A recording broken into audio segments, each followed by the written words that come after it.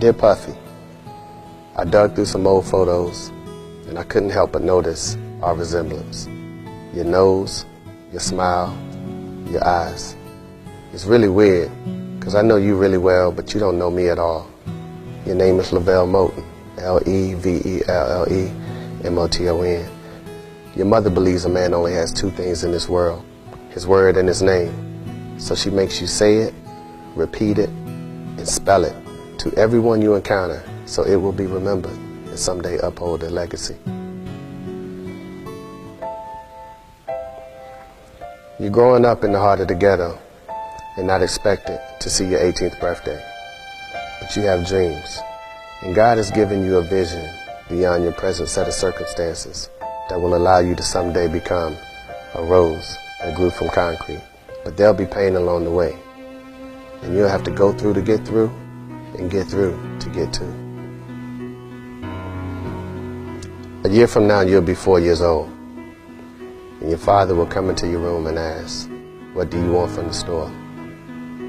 You'll place your order and wait for him to return, only to find that he'll never return. The next day when you ask your mom about his whereabouts, she'll say, "He's gone and he ain't coming back." Just like that. He'll strip you of your self-esteem. You'll no longer believe in love, because if the man that created you didn't love you enough to stay, why would anyone else? I know it's difficult for you, young fella, but you gotta be strong.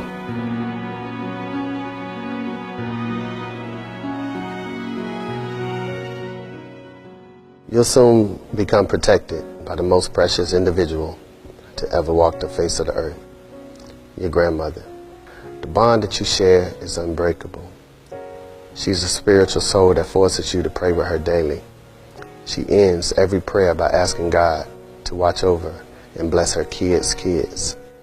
She constantly tells you the most important days of your life is the day that you were born and the day you figure out why. She loves you. She believes in you. But before your 11th birthday, you'll receive the tragic news that cancer has taken her life.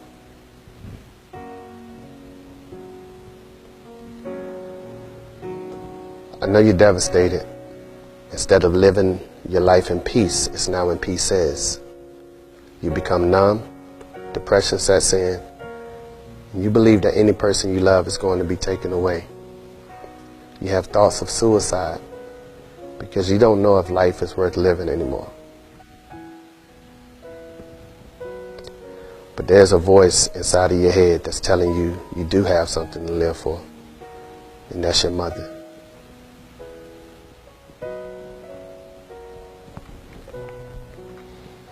At this very moment, the most important thing to you is to make your mother proud and someday afford a life where you can take care of her. You're not even 12 years old yet, and you've developed insomnia from worrying if she'll be okay. It bothers you that she cleans houses and sometimes works 2 and 3 jobs with no benefits just to put food on the table for you and your brother. I want you to know she'll be fine. And you'll fulfill your promise of one day retiring her so she don't have to work anymore. She'll see you overcome the odds, become what God intended you to be, and honor mothers across the world that had her same struggle, and also have your name mean something. That's because of you, my man. She's super proud of you. You're unsure how you'll make it out of poverty. It's the crack era now, and the world is different. A lot of your friends are dying and going to prison. But you, my friend, have found a new best friend that will help you escape the tumultuous times. A basketball. When you're sad, you dribble it. When you're depressed, you shoot it. You'll walk into the boys club at 11 years old and enter a Pepsi hot shot competition, only because the winner gets a 2-liter Pepsi to take home. And you'll win that competition in Raleigh and advance to Charlotte. And before you know it, you advance to Washington, D.C. to shoot on national television at halftime of the Bullets-Bulls game.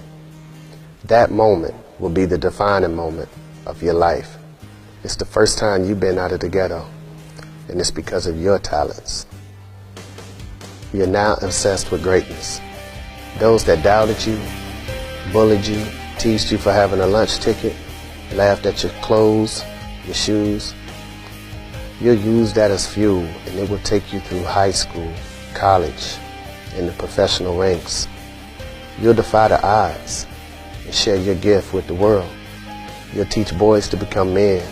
You'll become a coach, an author, a philanthropist, a husband, and a father, and touch the heart and souls of the community one by one, all while telling your story to enhance the lives of others. In 40 years, only 6 kids from your projects went to college. You were one. Less than 1% of the world played professional basketball. You were one.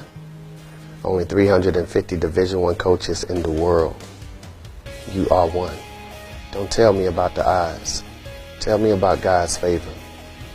I hope you realize when you prayed with your grandmother and she asked God to bless and protect her kids' kids, she was talking about you. I know that pressure busts pipes, but it also makes diamonds.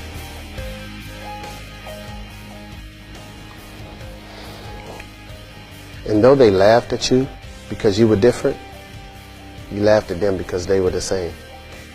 And who would have thought that a hungry stomach, empty pockets, and a broken heart would teach you all the lessons you needed to know in this world?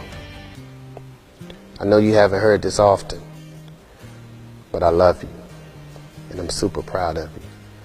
Thank you for your prayers. Thank you for your strength. But most importantly, thank you for being you so that I could be me. Sincerely, Levelle Moton. Levelle Moton.